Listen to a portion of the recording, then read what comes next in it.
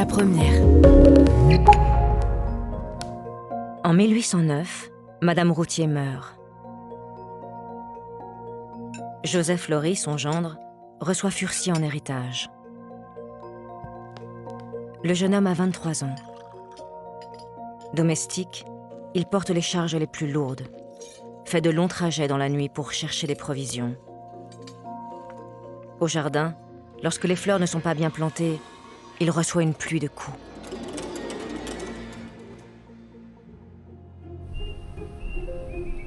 Dans la nuit, au palais de justice, le procureur Boucher poursuit sa lecture du mémoire de Constance et découvre un document capital, l'acte d'affranchissement de la mère de Furcy.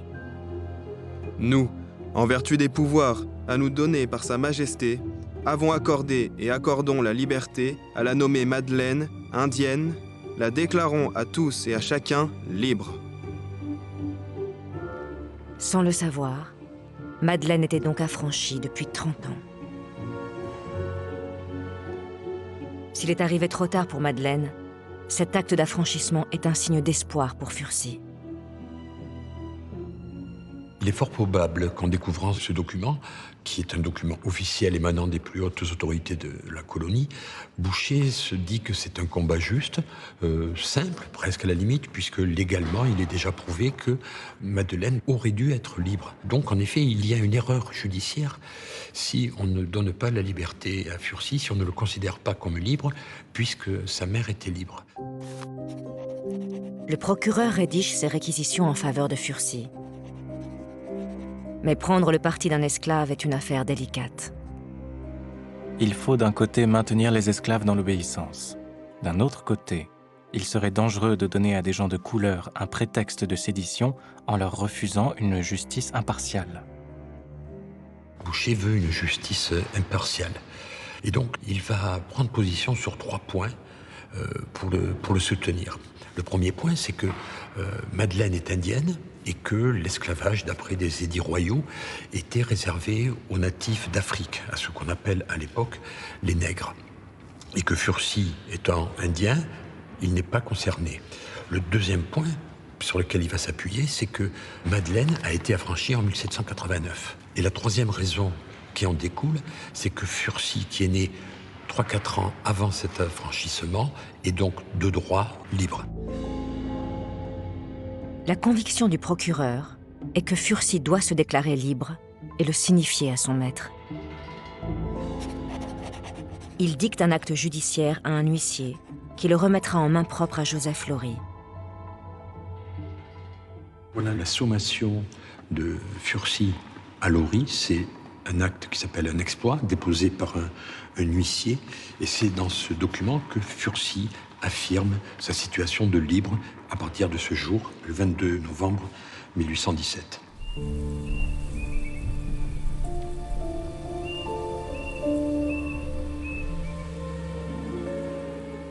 À l'aube, Furcy traverse pour la dernière fois la maison de son maître. Dans 1 heure, l'huissier sera là. Il reste à Furcy un pas à faire pour être libre. Ce moment engage toute sa vie. Il le sait.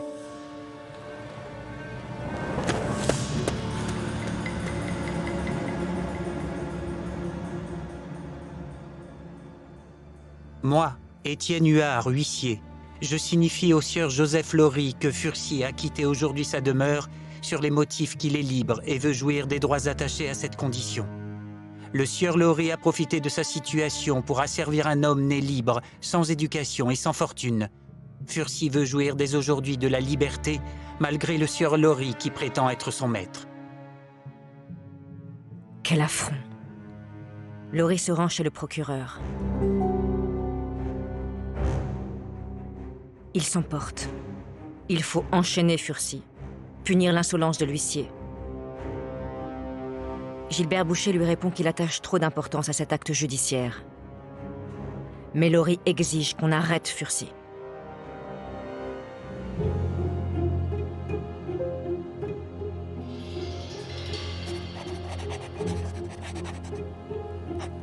Monsieur, J'ai l'honneur de vous prévenir que Furcy, mon frère, a été arrêté à 12h30 par monsieur le juge de paix, accompagné de plusieurs gardes de police, et a été conduit à la geôle.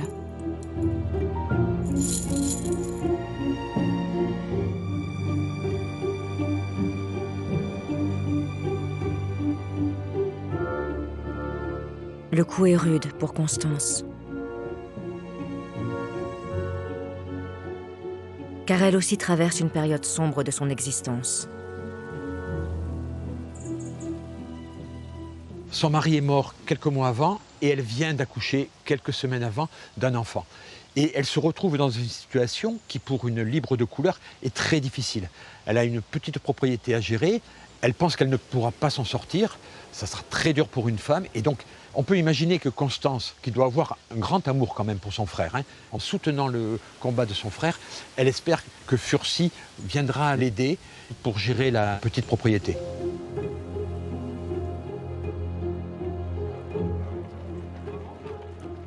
L'initiative du procureur Boucher en faveur de Furcy n'est pas passée inaperçue auprès des grands propriétaires terriens. En 1817, une dizaine d'entre eux exploitent des domaines qui s'étendent sur des centaines d'hectares.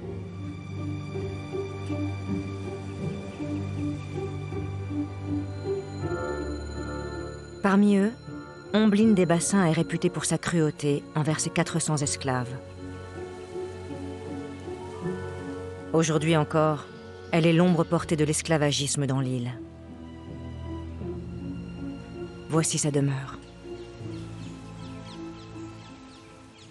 Cette maison, c'est le symbole de la grande bourgeoisie créole.